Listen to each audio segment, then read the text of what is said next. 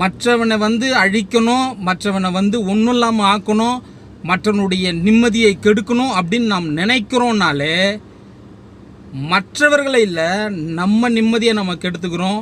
நம்ம அழிவுக்கு நேராக நம்மளை என்ன பண்ணுறோம், நாம் நம்மளையே மாற்றி கொள்ளுகிறோம் என்பது தான் உண்மை.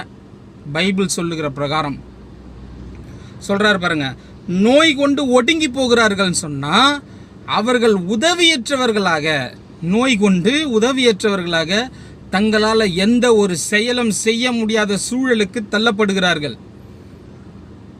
இன்னைக்கு நமக்கு நடக்கிற விஷயங்கள் இல்லை, நாம் செய்ததின் பலன். ஒரு நாளில் எனக்கு பிரச்சனை வர்றது கிடையாது.